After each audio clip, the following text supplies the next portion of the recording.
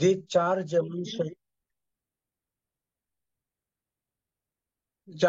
जवान जे शहीद झाले त्यांच्याबद्दल मी बोलणार आहे, की आज आपलं भारत पाकिस्तानचं युद्ध चाललेलं आहे आणि त्या भारत पाकिस्तान युद्धामध्ये आपले जवान जीव तोडून आपल्या जीवाची बाजी लावतात आणि त्या चार जवान शहीद झाले त्यांना श्रद्धांजली वाहून आजच्या व्याख्यानाला मी सुरुवात करतो.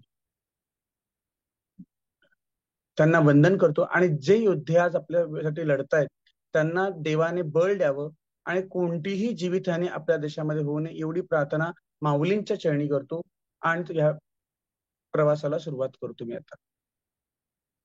बघा, आपला देश ही संतांची भूमी. भारत देश हा संतांची भूमी मानलेला देश आहे आणि त्यात विशेषत्वे करून महाराष्ट्र राज्याला जी संत परंपरा लाभली तशी संत परंपरा कोणत्याही राज्याला लाभलेली नाही भारतामध्ये. आता महाराष्ट्रामध्ये जी संत परंपरा लाभली त्यात पंचप्राण मानले गेले. जे पंचप्राण ज्यांच्यामुळे आपलं महाराष्ट्र राज्य समृद्ध झालं, ज्यांच्या वाङ्मयामुळे महाराष्ट्र राज्याला एक वेगळी ओळख प्राप्त झाली, त्यातले एक आहे ज्ञानमूर्ती ज्ञानदेव, दुसरे आहेत नाममूर्ती नामदेव, तिसरे शांतीब्रह्म एकनाथ महाराज, चौथे भक्तिमूर्ती आणि त्यांना वैराग्य मूर्ती असंही म्हटलं जातं असे तुकोबार आहे आणि पाचवे शक्तिमूर्ती समर्थ रामदास स्वामी. आणि ह्या पाचही संतांच्या विषय आणि पाचही संतांच्या म्हणण्यापेक्षा सुद्धा भारतवर्षामध्ये जेवढे संत झाले त्यांच्या शीर्षस्थानी त्यांना स्थान आहे. मुकुटमणी ज्यांना म्हटलं जातं असे आपले ज्ञानदेव महाराज. ज्ञानदेव महाराजांचे चरित्र हे अद्भुत आहे. त्यामुळे ज्ञानदेव महाराजांनी जे वाङ्मय निर्माण केलं ते वाङ्मय हे विश्वात्मक आहे. माऊलींचा वाङ्मय विचार केला थोडं घेतो, परिचय द्यावा लागतो, तसा परिचय देतो. माऊलींचं वाङ्मय म्हटलं तर जगन्मान्य 4 ग्रंथ आहेत त्यांचे. पहिला म्हणजे भावार्थ दीपिका, दुसरा जो आहे तो हरिपाठ आणि त्यांचे अभंग, तिसरं चांगदेव पासष्टी आणि चौथा अमृतानुभव. ह्याच्यामध्ये माऊलींना म्हणून आपल्या बहिणाबाई चौधरींना सुद्धा म्हणावंसं वाटलं, ज्ञानदेवे रचिला पाया उभारिले देवालया, नामा झालासी किंकर जेणे केला हा विस्तार, एकनाथ जनार्दन ध्वज उभारिला भागवत, भजन करा सावकाश तुका झालासी कळस. आणि त्यावर समर्थ संप्रदायाची ध्वजा रोवली गेली. आता हे 5 संतांमध्ये ज्ञानोबा रायांना श्रेष्ठ का मानलं जातं? कारण माऊलींचं चरित्र अद्भुत आहे.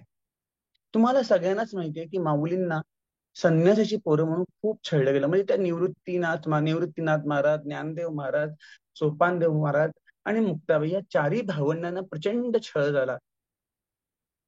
अगदी तुम्हाला माहित असेल की माऊलींना त्यांचे शुद्धीपत्र मिळवण्यासाठी सुद्धा रेड्याला वेद बदवावे लागले आणि त्यांनी शुद्धीपत्र मिळवले. आता शुद्धीपत्र मिळाल्यानंतर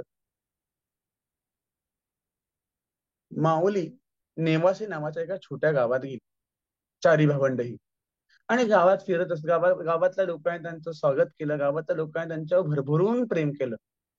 आणि मग माऊली काय करू लागली की एखादं मंदिर पाहावं आणि त्या मंदिरात बसून गावातल्या लोकांना भगवद्गीतेवर प्रवचन द्यावं. नेवासे हे गाव प्रवाह नदीच्या जवळ असलेलं छोटस गाव, पण अतिशय सुंदर गाव.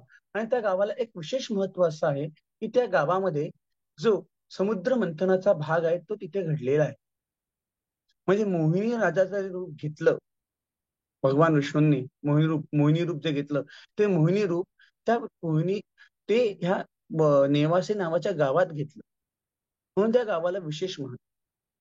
आणि मग माऊलींनी एक केलं की प्रतिदिनी एखादं मंदिर बघावं किंवा एखाद्याच्या घरात बसावं आणि भगवद्गीतेचा एखादा अध्याय घ्यावा आणि त्या अध्यायावर विवेचन करावं. सोप्या सरळ साध्या मराठी भाषेमध्ये तो अध्याय जनसामान्यांना समजावून सांगावं आणि सांगावं की सर्वाठायी आत्मा एक आहे.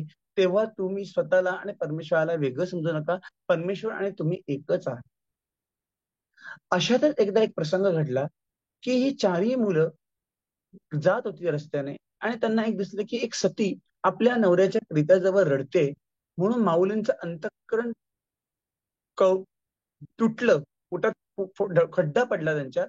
आणि माऊली त्या सतीजवळ गेले, त्या स्त्रीजवळ गेले, म्हणाले की बाई तुम्ही का रडताय? त्यावर ती बाई म्हणाली की माझा नवरा मेलाय, तर मी काय करावं?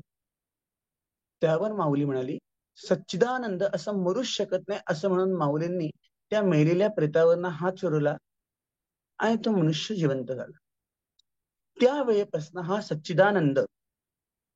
सच्चिदानंद माऊलींचं प्रत्येक प्रवचन लिहून काढत असे. पुढे हा सच्चिदानंद बाबा या नावाने प्रचलित झाला. आता प्रतिदिनी ही माऊली सगळ्यांना विवेचन देते आहे, हे बघितलं निवृत्तीनाथ महाराजांनी. आणि निवृत्तीनाथ महाराज म्हणाले की अरे ज्ञाना, तू प्रति दिवशी तू प्रवचन देतोस, त्यापेक्षा एक काम का नाही करत तू, की तुला भावलेली गीता तू ग्रंथित का करत नाहीस? सगळ्यांना सांगण्यापेक्षा सोप्या रसाळ अशा मराठी भाषेमध्ये तू ती गीता ग्रंथित का करत नाहीस? माऊलींना ही संकल्पना पटली. आणि ह्या नेवासे नावाच्या गावात हे मोहिनी राजाचं एक छोट मंदिर आहे. आणि त्या मोहिनी राजाच्या मंदिराला सोन्याचा खांब आहे. आणि त्या सोन्याच्या खांबाला टेकून माऊलींनी 9,000 ओव्यांची ज्ञानेश्वरी नाही, भावार्थ दीपिका सांगितली आणि सच्चिदानंद बाबांनी ती लिहून काढली. 700 ओव्यांची भगवद्गीता, पण त्यावर 9,000 ओव्यांचं टीका माऊलींनी केली. आणि आता एक आपल्या हिंदू धर्म संस्कृतीमध्ये एक पद्धत आहे की एखादा ग्रंथ पूर्ण झाला, एखादं स्तोत्र पूर्ण झालं, एखादं सुक्त पूर्ण झालं की परमेश्वराकडे काही ना काहीतरी दान मागायचं असतं, किंवा काही ना काहीतरी फलश्रुती देवाकडे मागायची असते की देवा मला हे दे, मला देवा ते दे. त्याप्रमाणे माऊलींनी लिहिलेलं हे पसायदान जे आहे, हे पसायदान म्हणजे दुसरं तिसरं काही नाही, तर परमेश्वराकडे मागितलेलं दान आहे. दान दान म्हणण्यापेक्षा सुद्धा ही एक विश्व प्रार्थना आहे. आता बघा, पसाय दान ह्या शब्दाचा अर्थ असा घेऊया की आपल्याकडे जेव्हा काही सोहळा असतो किंवा एखादा सणवार असतो, त्यावेळेला आपल्याकडे पायस नावाची खीर केली जाते. आणि ती खीर परमेश्वराला प्रसाद म्हणून दाखवली जाते. किंवा आपल्याला श्रुत आहे, सगळ्यांनाच माहिती आहे, सगळे जाणकार सुटते, तुम्हाला सगळ्यांना माहिती आहे की राजा दशरथाने पुत्रप्राप्तीसाठी तो यज्ञ केला होता. आणि त्या यज्ञातून एक अग्निदेवता प्रकट झाली आणि त्यांनी पायस नावाचं फळ राजा दशरथाला दिलं होतं प्रसाद रूपाने मूल होण्यासाठी. म्हणजे काय, की प्रसाद रूपी जे दान माऊलींनी परमेश्वराकडे मागितलं, म्हणजे जे प्रार्थना परमेश्वराकडे केली, त्या प्रार्थनेला पसाय दान असं म्हणतात. आता मागणाऱ्याने सगळ्यांनी मागितलं. तुकोबाराय म्हणाले, ह्याची दान देगा देवा, तुझा विसर न व्हावा, गुण गायीन आवडी, ह्याची माझी सर्व गोडी, न लगे मुक्ती धनसंपदा, संत संग देई सदा, तुका म्हणे गर्भवासी, सुखे घालावे आम्हासी. हे तुकोबांनी मागितले दान नाही, ही प्रार्थना आहे. नामदेव महाराज म्हणाले, आकल्प आयुष्य व्हावे तया कुळा, माझी या सकाळ हरीच्या दासा, कल्पनेची बाधा न हो कोणे काळी, ही संत मंडळी सुखी असो. ही नामदेव महाराजांनी केलेली प्रार्थना आहे, मागितलेलं दान नाही. कल्याण करी रामराया, जनहित हरी, टळमळ टळमळ होत की आहे, हे जन हाती धरी, दास म्हणे आम्ही पावलो, दयेसी नाही सरी. ही समर्थ रामदासांनी मग केलेली प्रार्थना आहे, दान नाही. कारण दान आणि प्रार्थना ह्याच्यामध्ये फरक आहे. दान म्हणजे काय, आपण जे मागतो परमेश्वराकडे, आपण जे मागतो त्याला दान म्हणतात.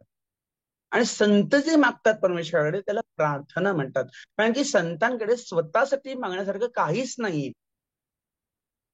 आपण एक दान मागतो म्हणजे काय, तर आपण याचना करतो की देवा मला हे दे, देवा मला ते दे, देवा मला असं कर, माझं मला मूल होऊ देत, माझं लग्न होऊ देत, माझा साखरपुडा होऊ देत, माझ्या घरात गाडी येऊ देत, माझं सगळं सुख समृद्धीने घर चालू देत. ही आपण परमेश्वराकडे गेली याचना आहे.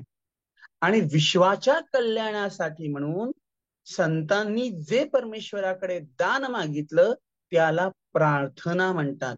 आणि माऊलींचं दान म्हणजे माऊलींचं हे पसाय दान हे जे आहे, त्या पसाय दानाला विशेष महत्व आहे.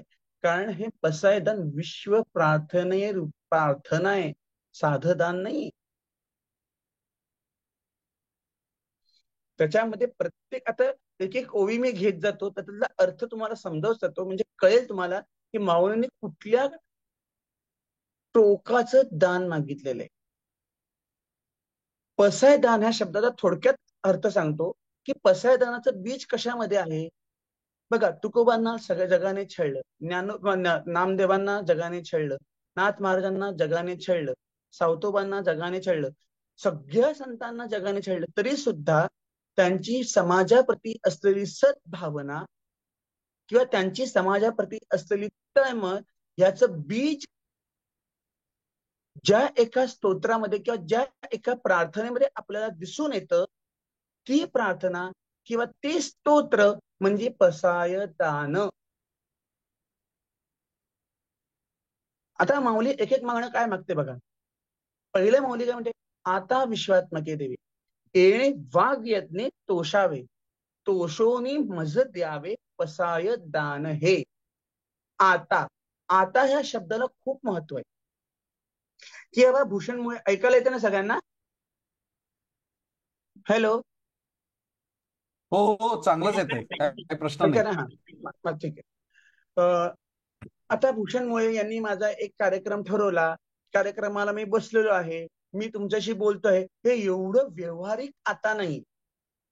आता ह्या शब्दाला इतका महत्व आहे की आता म्हणजे काय, तर मी ही जी भावार्थ दीपिका लिहिली, ती भावार्थ दीपिका लिहून झाल्यानंतर मला आलेल्या प्रत्येक ओवीची अनुभूती, मला प्रत्येक ओवीची अनुभूती आल्यानंतर मग ते आता आहे. म्हणजे मला प्रत्येक गोष्टीची आत्मानुभूती आल्यानंतरची आता येते. म्हणजे इतकं सोपं नाही. आपल्या आपल्या जीवनामध्ये आपण जेवढं व्यवहारिक म्हणतो ना, तितकं ते आता सोपं नाही. म्हणजे आता या शब्दावर 100-200 पाणी लिहावं, इतकं आता ह्या शब्दाला महत्व आहे. मग आता बरं विश्वात्मक कोणाला म्हटलं, हा महत्वाचा प्रश्न आहे.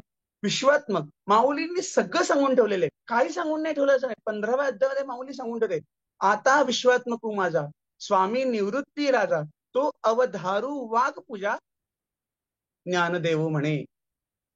मग विश्वात्मक कोण, तर माझा निवृत्तीनाथ महाराज माझा दादा आहे.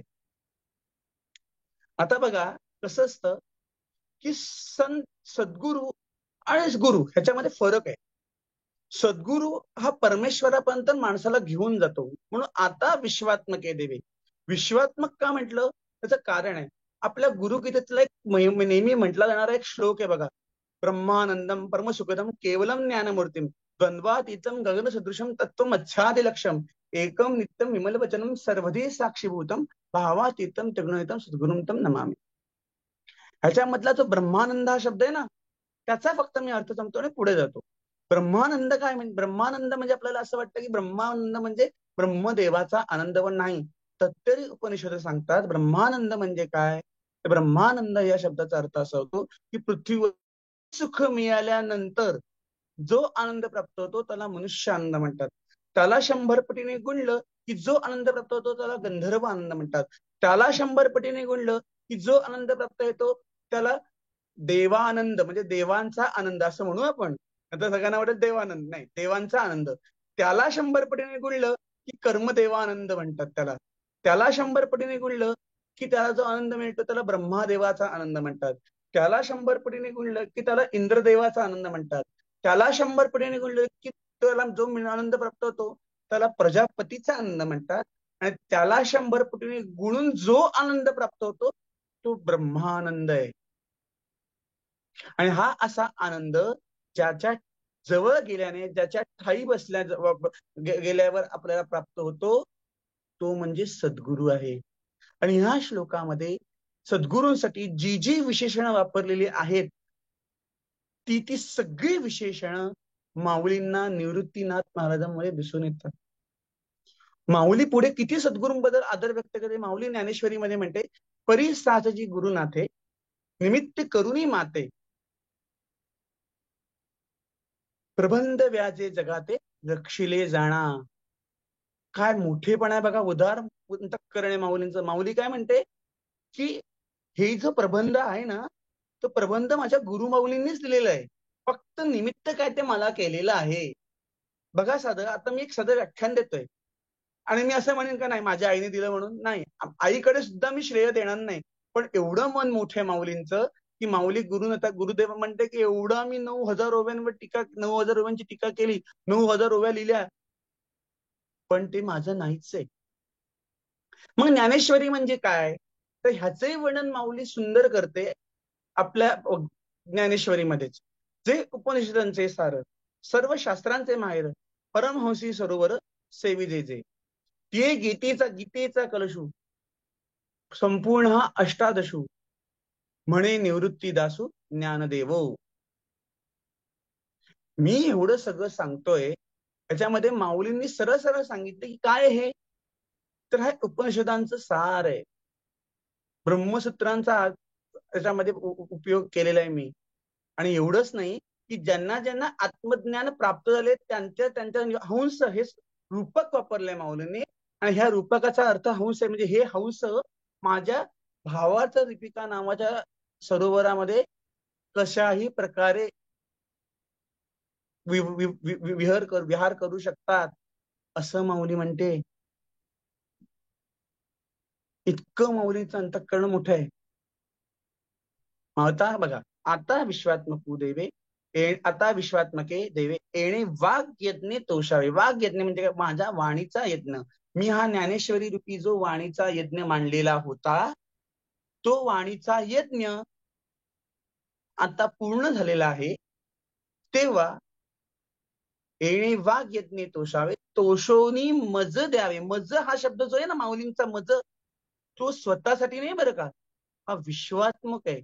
विश्वासाठी. मज म्हणजे कसे? सगळ्यांना द्या. मज द्यावे पसाय दान. हे विश्वात्मक मागणं आहे. आपण जे मागतो ते आपल्यासाठी मागतो. बर्गर दे, पिझ्झा दे, हे आपण आपल्यासाठी मागत असतो. पण माऊली मागताना स्वतःसाठी नाही मागत. माऊली म्हणते विश्वाच्या दृष्टीने मज येते. विश्वाच्या दृष्टीने मज द्यावे म्हणजे काय? आम्हाला दे, संतुष्ट हो. मी हा जो वाघ यज्ञ मांडलेला आहे तो पूर्ण झालेला आहे. ह्या वाघ यज्ञावर तू गुरु माऊली संतुष्ट हो. आणि आता मी जे जे मागणं मागते ते मागणं मला दे. माझं संतुष्ट कर माझं मन.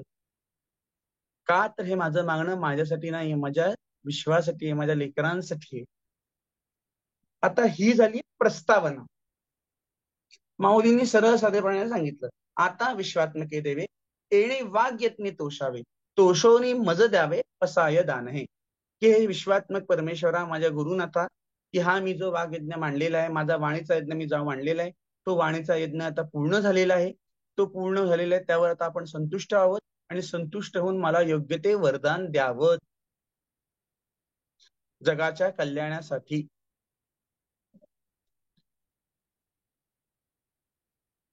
जगाच्या कल्याणासाठीही मागितलेलं दान.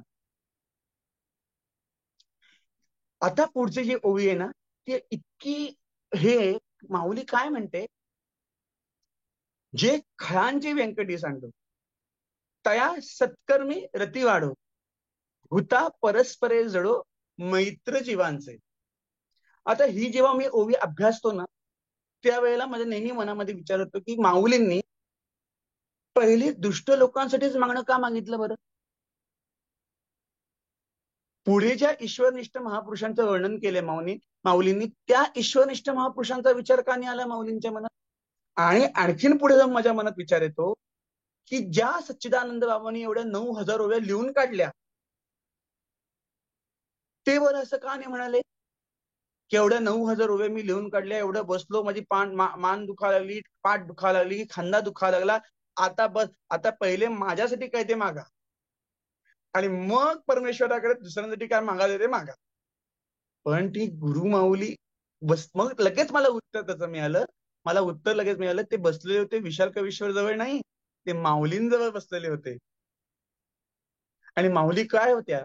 आत्मज्ञानी होत्या. आणि एका आत्मज्ञानी व्यक्तीजवळ एखादी व्यक्ती बसली की तोही आत्मज्ञानीच होतो. आणि एखादी आत्मज्ञानी झालेली व्यक्ती कधीही स्वतःसाठी काहीही मागू शकत नाही. ती फक्त जगत कल्याणासाठीच मागते.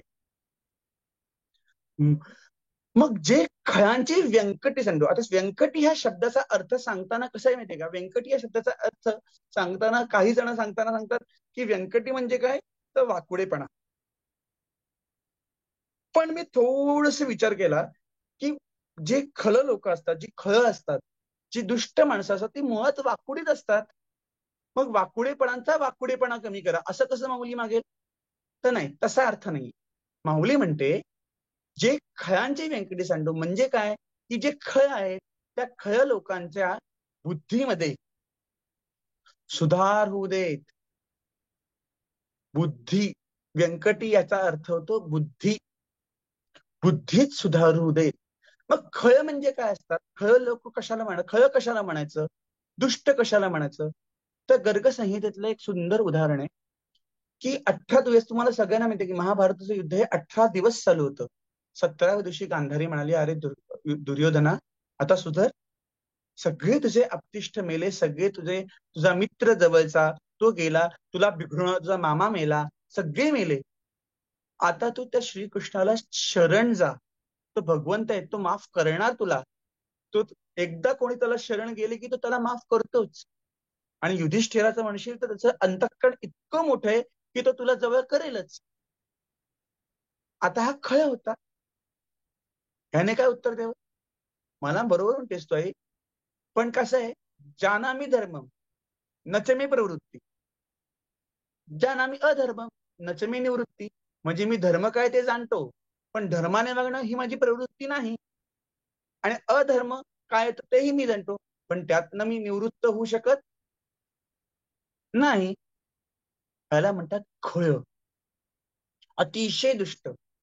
अग्निदा गर्दशैव शस्त्र पाणी निर्धनापहा क्षेत्र दारापहरतात षडेते हातताईना. वशिष्ठ स्मृतीमधला हा श्लोक आहे. 6 हातताईन सांगितले, म्हणजे आग लावणारा, विष प्रयोग करणारा, शस्त्र तरुणांना पण उन्मत्त असणारा, दुसऱ्याच्या धनावर डोळा ठेवणारा, दुसऱ्याच्या क्षेत्रावर म्हणजे जमिनीवर डोळा ठेवणारा आणि परस्त्रीला पळवून नेणारा, असे 6 हातताईन सांगितलेले. हे 6 हातताईन आपल्याला महाभारतात ज्याच्या मध्ये दिसून येतात असा हा दुर्योधन होता. आता युद्ध काय लगेच सुरू झालं नाही. युद्ध करायच्या अगोदर भगवंताने शांतीचा मार्ग पत्करला होता. शांती मार्गासाठी भगवंत गेले आणि भगवंत दुर्योधनाला म्हणाले, दुर्योधना 5 गावात देऊन टाक पांडवांना. अविस्थळ, रुकस्थल, पाळणावत, मागंदी आणि सगळी अशी, आणि आणखीन एक गाव, असं कुठली अशी 5 गावं तू पांडवांना देऊन टाक. पांडवही सुखी आणि तूही सुखी. हा खळ होता. हा काय म्हणाला की सुईच्या अग्रावर मावेल इतकं सुद्धा राज्य मी पांडवांना देणार नाही. याला म्हणतात खळ. तुम्हाला सगळ्यांनाच माहितीये की नारायणराव पेशव्यांना मारण्यासाठी दादासाहेब पेशव्यांनी धरावे असं लिहिलं होतं. पण आनंदीबाईने आपल्या डोळ्यातल्या काजळाने धचा मा केला. धरावेचं मारावे केलं. याला म्हणतात अतिदुष्ट, अति खळ. आता कसं असतं माहिती का, काही लोक आहेत ना स्वतःही सुखाने जगत नाही आणि दुसऱ्यालाही सुखाने जगू देत नाही. एकदा काही मित्र होते, ते एका शंकराच्या मंदिरात गेले आणि तिथे असं सगळं शिल्प खूप सुंदर होतं. आणि त्याच्यामध्ये एक अतिव्रक्त मुलगा होता. तो मंदिरात गेला, बाकी सगळे आपले झाडाखाली गप्पा मारत होते, तो मंदिरात गेला, त्याने सगळं शिल्प बघितलं आणि याने करावं काय, नंदीला बघितलं आणि नंदीच्या नाकात बोट घातलं. आता नंदीच्या नाकात बोट घातल्यानंतर भगवान शिव पण कृपा होती त्याच्यावर. भगवान शिवाने आतमध्ये एक विंचू ठेवला होता. तो विंचू त्याला चावला, पण हा अति खय होता. त्या यातना तशा सहन करत तो बाहेर गेला आणि बाहेर आपल्या मित्रांना म्हणाला, एक काम करा की तुम्ही आता आतमध्ये गेलात ना की शिवाला नंतर नमस्कार करा. आधी त्या नंदीच्या नाकात बोट घाला म्हणजे कळेल नंदी की किती थंड वाटतं. म्हणजे स्वतःही सुखाने जगायचं नाही आणि दुसऱ्यालाही सुखाने जगू द्यायचं नाही. असाच एक मुलांनी प्रसंग सांगितला की 80 वर्षाचे एक आजोबा होते. त्यांना कोणी सांगायला गेलं ना की आजोबा, ओ पुणे आणि मुंबई ते पुणे 6 पदरी रस्ता होणार आहे, मग काय उपयोग. अहो आजोबा, तुमच्या शेजारी किती वर्षांनी एक मुलगा जन्माला आला. आजोबा म्हणणार मग काय उपयोग. अहो आजोबा, त्याने पंचतारांकित हॉटेल बांधलं. आजोबा म्हणणार मग काय उपयोग. म्हणजे स्वतःही आनंद घ्यायचा नाही आणि दुसऱ्यालाही आनंद द्यायचा नाही. मग एका माणसाने ठरवलं की आता आजोबांची मजाच करायची. तो म्हणला, आजोबा तुमचं वय काय. मग आजोबांना झाला ना आनंद. आजोबा म्हणाले, तुला काय वाटतं किती असेल. तो बोला असेल 55-60. नाही नाही 80. तो बोलला मग काय उपयोग. जन्माला आला तो उपयोग काय तुमचा. भुईला भार झाला म्हणाले. याला म्हणतात खय प्रवृत्तीची माणसं. माऊलीचं अंतःकरण इतकं मोठं आहे. माऊली काय म्हणते की अशा खळ व्यक्तींचा मला विनाश करायचा नाही. त्या खळ व्यक्तींचा विनाश करण्याचं काम जे आहे ना हे भगवंताचं आहे. आणि ह्या खळ व्यक्तींच्या प्रवृत्तीतली प्रवृत्ती बदलणं हे माझं काम आहे. संतांचं काम हे आहे की प्रवृत्तीमध्ये बदल घडवून आणणं हे संतांचं काम आहे. माऊलींच्या या वर्षातनं एक माऊलींचं मातृहृदय दिसून येतं. बघा, एका आईला 2 मुलं असतात. एक अतिशय सज्जन असतो आणि एक अतिशय दुर्जन असतो. पण आईचं प्रेम कोणावर असतं बरं सांगा मला. आईचं प्रेम असतं जो दुर्जन असतो, जो अतिव्रात्य असतो, जो वाया गेलेला असतो, अशा मुलावर आईचं प्रेम जास्त असतं. का. कारण तिला माहिती असतं सज्जन मुलाला जग विचारणार आहे, दुर्जनाला कोणीही विचारणार नाही. म्हणून आई पहिले दुर्जनाचा विचार करते. तसं माऊलीने पहिले खळ वृत्तीचा माणसांचा विचार केला आणि पुढे म्हणते सत्कर्मी रतिवाडो भूता परस्परे जडो मैत्र जीवांचे.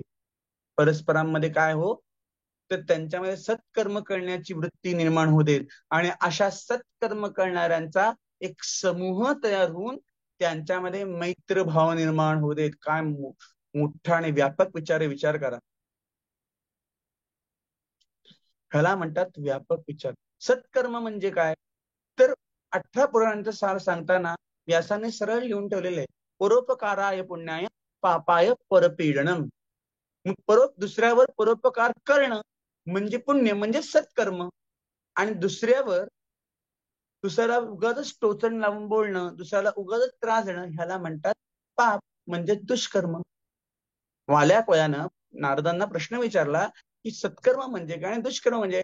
तेच उत्तर नारदांनी दिलं जे आता मी सांगितलं तेच, की तू दुसऱ्याला परोपकार केले, दुसऱ्याला जे हवं ते त्याला मिळवून दिलंस, इथं सत्कर्म झालं. आणि दुसऱ्याला टोचण लागेल असं तू वागलास की ते दुष्कर्म झालं. ह्याला म्हणतात सत्कर्म आणि दुष्कर्म. अशा सत्कर्मी लोकांमध्ये मैत्रभाव निर्माण होवो. आता पुढे माऊली काय सांगते, दुरितांचे तिमिर जावो, विश्व स्वधर्म सूर्ये पाहू. विश्व हा वेगळा शब्द आहे आणि स्वधर्म सूर्य हा एक शब्द आहे. स्वधर्म सूर्य पाहू, जो जे वांछील तो ते लाहो प्राणी जात. ही सगळ्यांना आवडणारी ओवी आहे. कारण की माऊली काय म्हणते, जो जे वांछील तो ते लाहो. ज्याला जे हवं ते त्याला मिळू दे. पण त्या अगोदर माऊलींनी कंडिशन्स टाकले.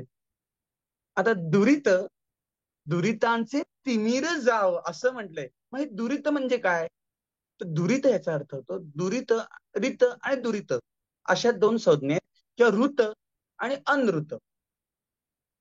ऋत म्हणजे काय, तर ऋत म्हणजे परमेश्वराने ही जी सृष्टी निर्माण केलेली आहे या सृष्टीला किंवा ह्या सृष्टीची रचना जी केलेली आहे या रचनेला ऋत असं म्हणतात.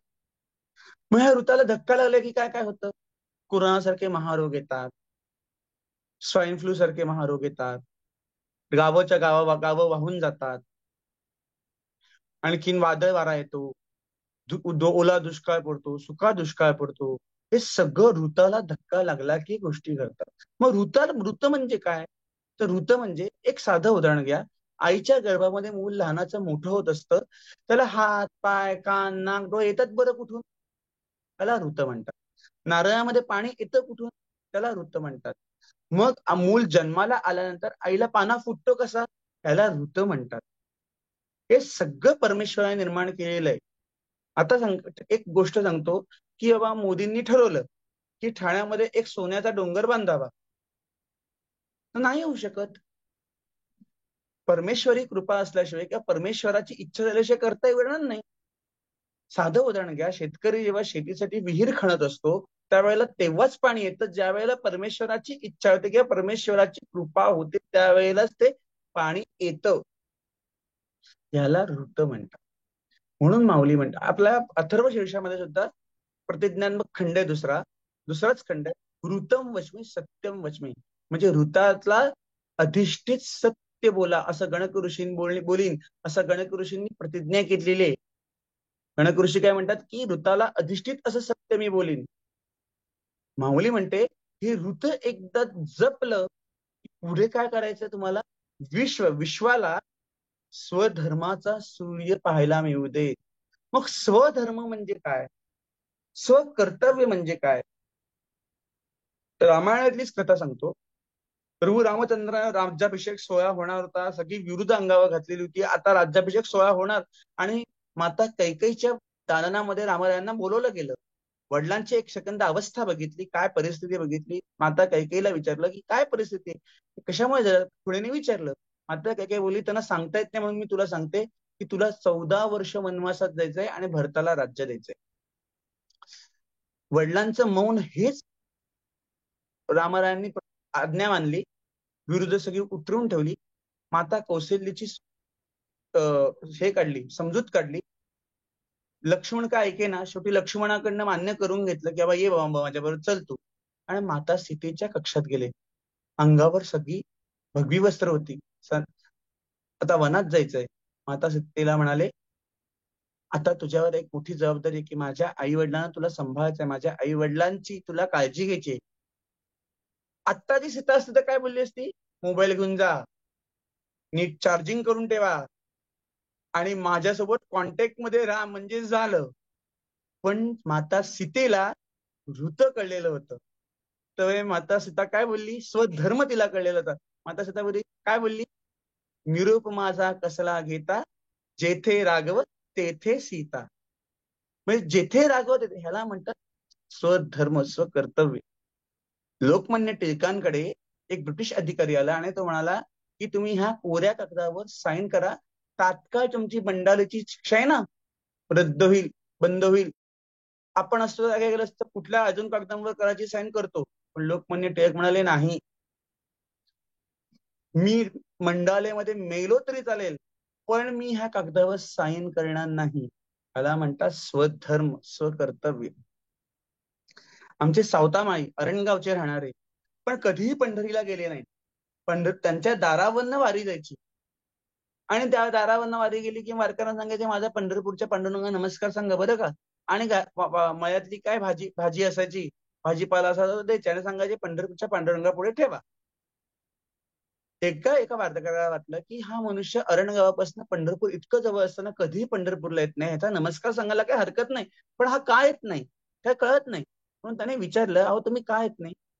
मयाकडे बोट करत सावतबा म्हणाले कांदा मुळा भाजी अवघी विठाई माझी, लसूण मिरची कोथिंबिरी अवघा भरला माझा हरी. कसं आहे माहितीये का, हे जे मी कर्तव्य कर्म करतोय ना ह्याच्यापासून भ्रष्ट होऊन जर मी पंढरपूरला आलो तर तो पांडुरंग माझ्यावर रागवेल म्हणून मी येत नाही पंढरपूरला. ह्याला म्हणतात स्वधर्म स्वकर्तव्य.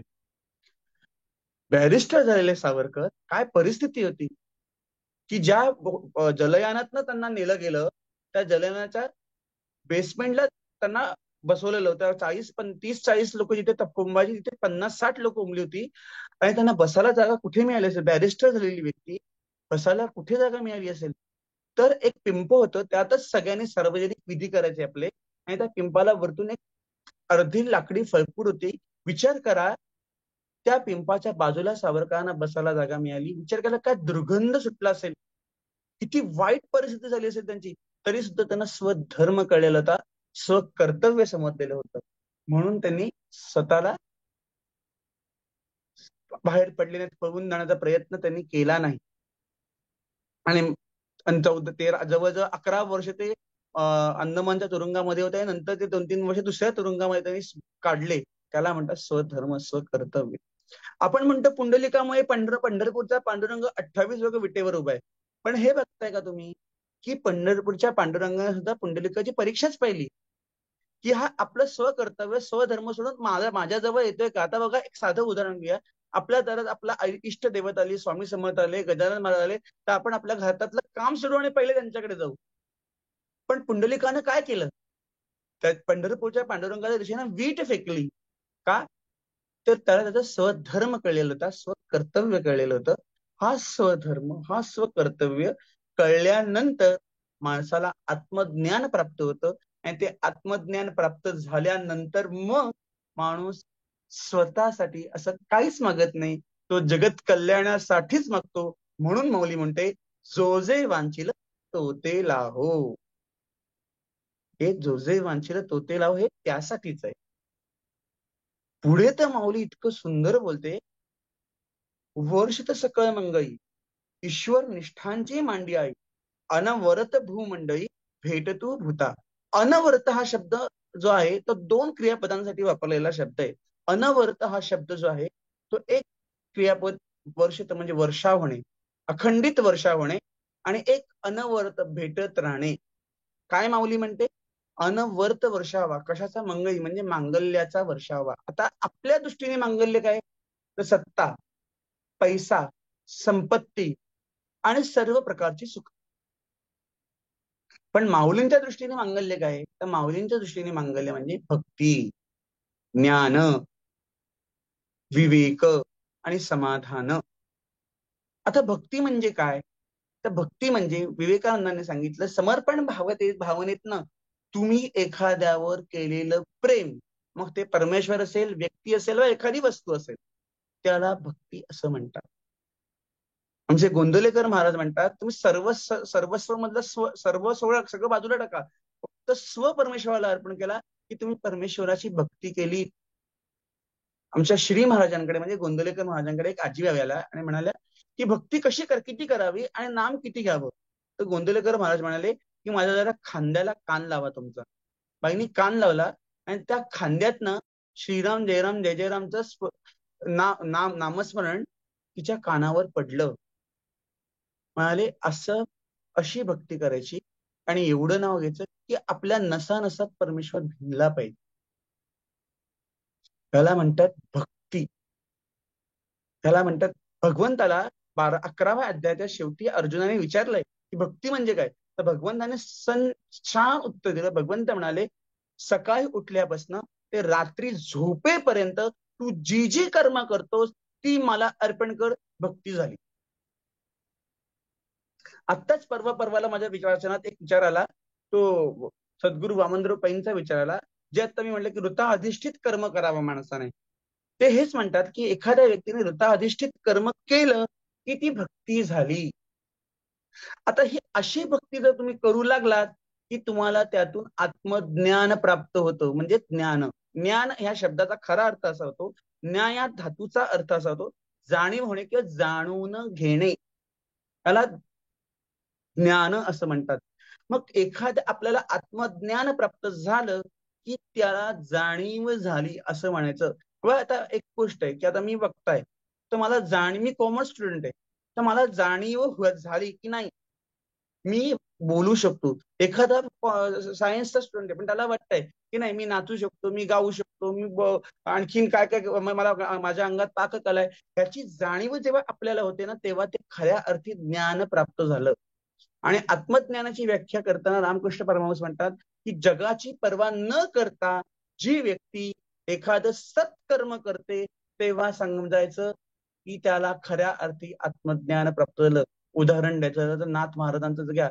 एका महान मुलीला घरात नेत असताना त्यांनी विचार केला नाही की पुढे काय परिणाम होतील. प्रसंगी त्यांना 3 वर्ष पंचकुशीतल्या ब्राह्मणांनी वाईट टाकलं. नवे नवे तर त्यांच्या मुलाने त्यांना वाईट टाकलं.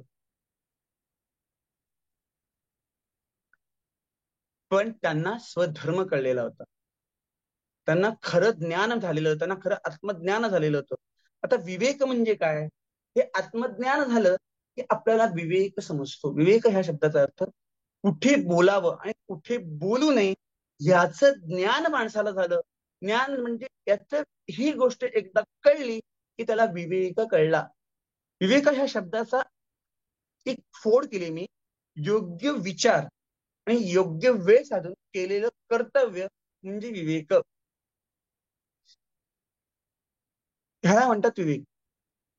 माऊलींना एकदा एका माणसाने सहज प्रश्न विचारला की 2 जणांमध्ये भांडणं होत असतील तर कोणी शांत बसावं. माऊली चटकन बोलून गेली, ज्याला सुख हवंय त्याने शांत बसावं किंवा त्याने माघार घ्यावी. याला म्हणतात विवेक. आणि समाधान ही गोष्ट जी आहे ना, समाधान ही गोष्ट माणसाच्या इच्छा या शब्दावरून थांबते. म्हणजे बघा आता काम, क्रोध, लोभ, मोह, मद, मत्सर या 6 शरीरपुणे आपलं शरीर बनलेलं असतं. काम या शब्दाचा अर्थ होतो इच्छा. एखादी वस्तू घेण्याची आपल्याला इच्छा प्राप्त होणं म्हणजे काम. ती मिळाली नाही की जे निर्माण होतो तो क्रोध. ही वस्तू तर मला मिळाली पण आणखीन एखादी वस्तू मिळावी हा जो होतो तो लोभ. त्या वस्तूमध्येच अडकून राहणं ह्याला म्हणतात मोह. ही गोष्ट वस्तू माझ्याकडेच आहे असा अहंकार जो निर्माण होतो त्याला म्हणतात मद. आणि ही वस्तू माझ्याकडे पण आहे आणि शेजारच्याकडे पण आहे म्हणून निर्माण जो होतो तो मत्सर. म्हणून माऊली म्हणते की तुमच्या इच्छा ज्या आहेत त्या मर्यादित असल्या पाहिजेत.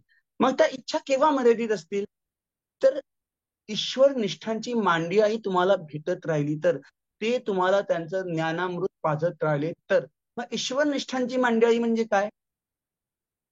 समविचारी महापुरुष. साधं उदाहरण देतो. माऊली काय आपल्या हरिपाठामध्ये म्हणाली, हरिमुखी म्हणा हरिमुखी म्हणा पुण्याची गणना कोण करे. नाथ महाराज आपल्या हरिपाठामध्ये काय म्हणाले, हरी बोला ना तरी बोला व्यर्थ गलबला करू नका. कबीरदास काय म्हणाले, कोई तन से दुखी कोई मन से दुखी कोई धन में न रहत उदास सब थोडे थोडे दुखी सुखी मेरे राम के दास.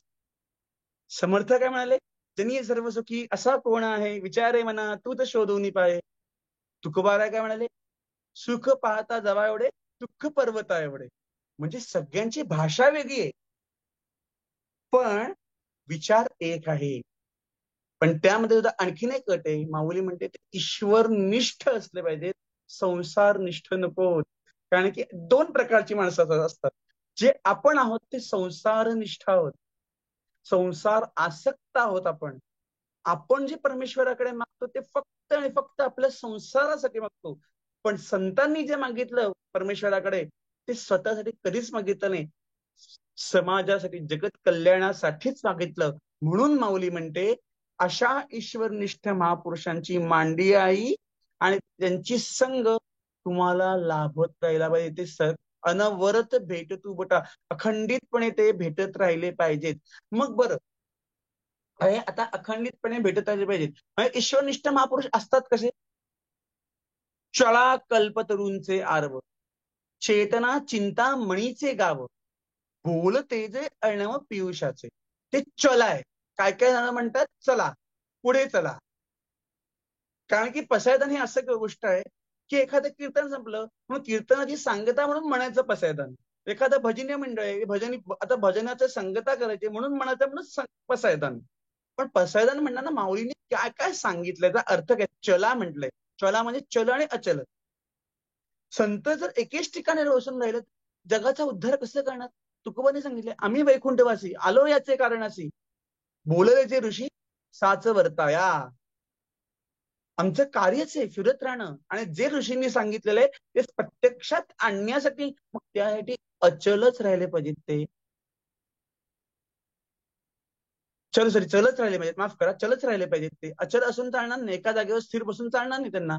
मग चला कल्पतरूंचे आरव. कल्पतरूंच्या चालत्या बोलत्या बागायत ह्या. माऊली म्हणते चेतना चिंतामणीचे गाव. चैतन्य. आता तुम्ही गजानन महाराजांचं जर कोणी पारायण करत असेल, त्याच्यामध्ये जानराव देशमुखाची एक कथा आहे. जानराव देशमुख हा महाराजांचा पुढे झाला भक्त आहे. त्याला प्रचंड ताप भरतो आणि तापामुळे तो अचेतन होऊन जातो. त्याच्या घरचे सगळे बंकटलालाकडे जातात. तेव्हा महाराज बंकटलालाकडे राहतात. बंकटलालाकडे जातात. बंकटलाला सांगतात तुझ्याकडे तो साधू आलाय. त्यावेळेला महाराज एवढे प्रचलित झालेले नव्हते. तो काय करू शकेल का? बंकटलाल लगेच महाराजांचं पदतीर्थ घेतो, ते त्यांच्या हातात देतो. आता महाराजांच्या पदतीर्थातलं चैतन्य त्या जानरावाच्या मुखात गेलं आणि जो अचेतन होता तो सचेतन झाला आणि गजानन महाराज त्यासाठी चिंतामणी झाले. चला कल्पतरूंचे आरव, चेतना चिंतामणीचे गाव, बोलतेचे अर्णव पियुषाचे. म्हणजे काय? बोलतेचे अर्णव पियुषाचे म्हणजे काय? अर्णव म्हणजे महासागर. आता महासागर आपल्याशी बोलतो का हो? नाही बोलत. पण महासागर बोलत नसला तरी माऊली म्हणते हे महापुरुष, ईश्वरनिष्ठ महापुरुष जे आहेत हे चालते बोलते महासागर आहेत. कसे? अमृताचे, ज्ञानाचं अमृत पाजणारे महासागर आहेत, असं माऊली म्हणते. पुढे जे माऊली म्हणते यांच्याबद्दल ते इतकं महान आहे. माऊली म्हणते चंद्रमेजे अलांछन, चंद्रमेजे अलांछन, मार्तंड जे तापहीन, ते सर्वाही सदा सज्जन सोयरे होतो. म्हणजे पौर्णिमेला चंद्र उगवतो. आता परवाला उद्याला 12 तारखेला पौर्णिमा येते, बरोबर आहे? पौर्णिमेला चंद्र उगवतो, त्या चंद्रावर सुद्धा आपल्याला काकणभर डाग दिसतो. पण ह्या महापुरुषांचं चारित्र्य इतकं महान आहे की त्यांच्या चारित्र्यावर एवढा डाग सुद्धा आपल्याला दिसत नाही. मार्तंड ह्या शब्दाचा अर्थ असा होतो सूर्यगोल. आता उन्हाळ्यामध्ये आपण म्हणत नाही का, काय बाबा उकडून उकडून जीव गेलाय, असं पण म्हणत नाही का? पण माऊली म्हणते हे सूर्य आहेत, पण ज्ञानाचे सूर्य आहेत. काय माऊलींचं वर्णन आहे. चंद्रमेजे अलांछन, मार्तंडेचे तापहीन, ते सर्वाही सदा, म्हणजे सगळ्यांना, एकाला दोघांनी, सर्वांना, सर्वाही सदा सज्जन.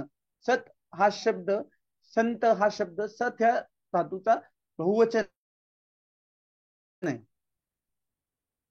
सत ह्या शब्दाचा अर्थ खरा तो त्रिकालातीत जो आहे, काळाच्या पलीकडे जो गेलेला आहे त्याला सत असं म्हणतात. सत म्हणजे तो काळाच्या पलीकडे गेले त्याला म्हणतात. असे सत ते सर्वाही सदा सज्जन सोयरे होतो. म्हणजे आपण सोयरा कोणाला म्हणतो? पंढरपूरच्या पांडुरंगाला म्हणतो, किंवा आपलं ज्याच्याशी नातं जोडलं जातं त्यांना म्हणतो. यांच्याशी सोयरीक आपली जोडली गेली. मग माऊली म्हणते हे ईश्वरनिष्ठ महापुरुष सर्वसामान्य जनांचे सोयरे होत. आता माऊली पुढे जे म्हणते ते इतकं उदंड आहे. माऊली म्हणते किंबहुना सर्व सुखी, पूर्ण होनी तिन्ही लोकी, भजिजो आदि पुरुखी अखंडित. म्हणजे किंबहुना सर्व सुखी म्हणजे काय? माऊली म्हणते फक्त पृथ्वीवर नको तर स्वर्गातही सुख प्राप्त होऊ देत आणि पाताळात राहणाऱ्या राक्षसांना सुद्धा सुख प्राप्त होऊ देत. आणि ह्या सुखा म्हणजे त्रिखंडाचं सुख मागते माऊली. फक्त एकाचं, दोघांचं, तिघांचं, त्रिखंडाचं सुख मागते. आणि पुढे माऊली म्हणते भजिजो आदि पुरुखी अखंडित. म्हणजे जे आदि पुरुखी म्हणजे काय? पुरुखी हा शब्द खूप वापरलाय. तर माऊलींचं आडनाव कुलकर्णी होतं आणि ते शुक्ल यजुर्वेदी होते. त्यामुळे शुक्ल यजुर्वेदी लोकांमध्ये कसं असतं, श चा उच्चार ख म्हणून करतात ते. त्यामुळे माऊली म्हणते जे माऊलींनी पहिल्या अध्यायात वर्णन केले, ओम नमो जी आद्या वेद प्रतिपाद्या जे वर्णन केलेले आहे ना, त्या परमेश्वराचं, त्या परमतत्वाचं चिंतन करण्याची बुद्धी प्रत्येकाला होऊ देत. मग स्वर्गातल्या देवतांना सुद्धा होऊ देत, पृथ्वीवरच्या मानवाला सुद्धा होऊ देत, पशुपक्ष्यांना सुद्धा होऊ देत आणि पाताळात राहणाऱ्या राक्षसांना सुद्धा होऊ देत. एवढं उदंड मागण्या माऊलींचं. आता राहिले शेवटच्या 2 उभ्या, त्या इतक्या महत्वाच्या आहेत. माऊली म्हणते आणि ग्रंथोपविजे विशेषिया लोकिये दृष्टा दृष्ट विजय होवावे. माऊली काय म्हणते,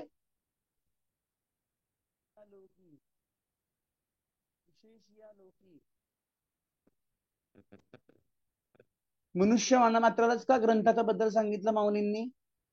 मनुष्य मात्राबद्दलच माऊलीने ग्रंथ सांगितलं, कारण माऊली म्हणते मनुष्यालाच ग्रंथ वाचता येतात. बरं, ग्रंथाबद्दलच का बोलली माऊली?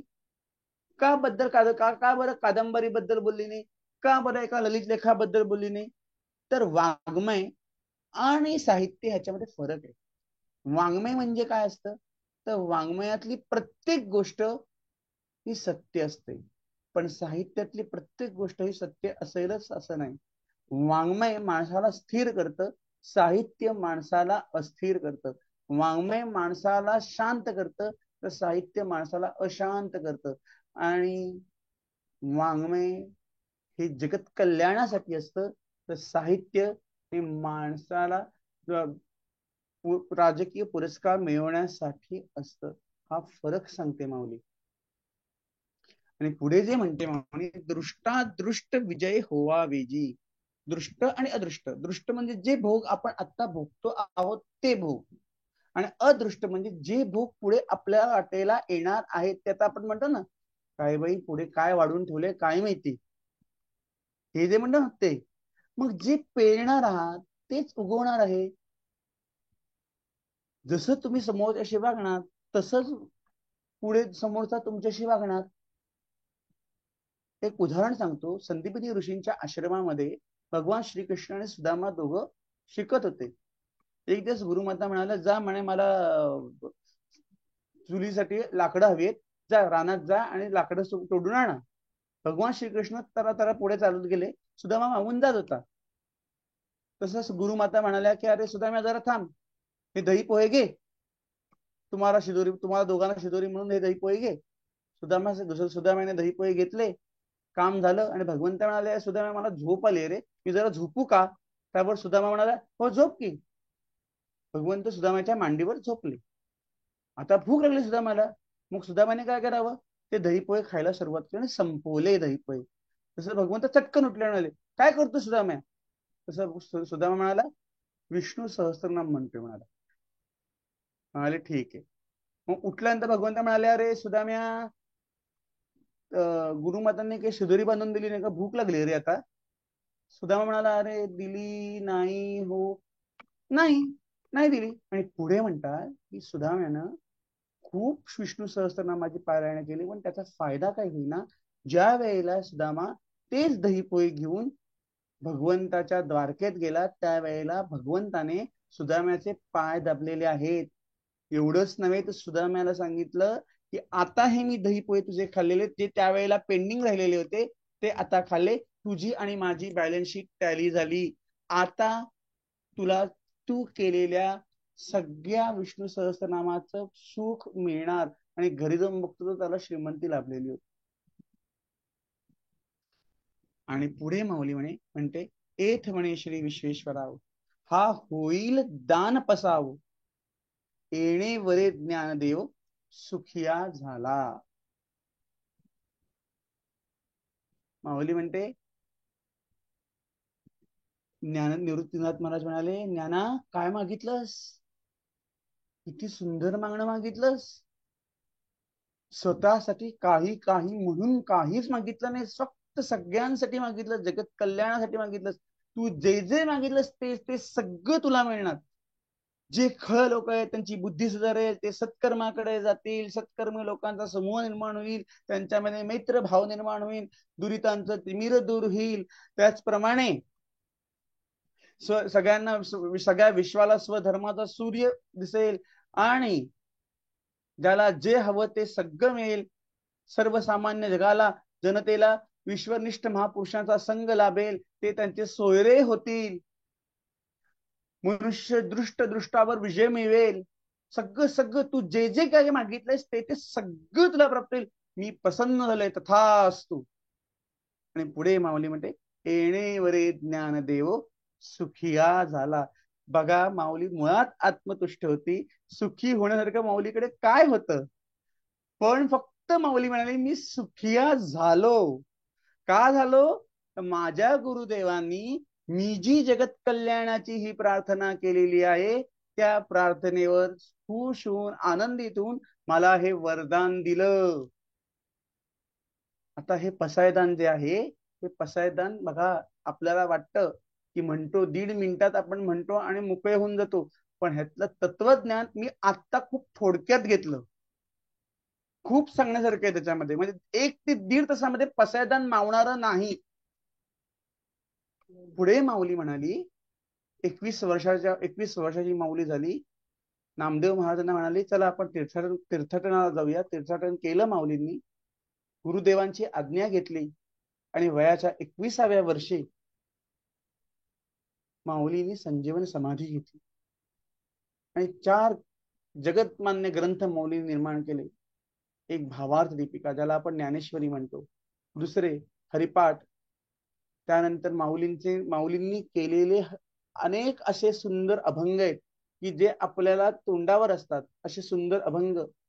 चांगदेव 65, 1400 वर्ष तपश्चर्या केलेल्या चांगदेवांना उपदेश करण्यासाठी 65 ओव्यांची जी चांगदेव उपदेश केला 65 ओव्यांमध्ये, त्याला चांगदेव 65 म्हणतात.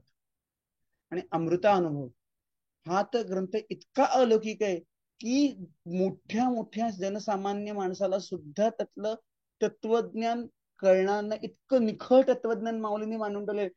त्यांना आलेल्या अनुभवांचा किंवा तुम्हाला प्रतीत होणाऱ्या अनुभवांचा साठा माऊलीने त्या अमृता अनुभवामध्ये करून ठेवलेला आहे. इतकं माऊलींचं तत्वज्ञान मोठं आहे. माऊलींचं गुणवैशिष्ट्य थोडक्यात सांगतो.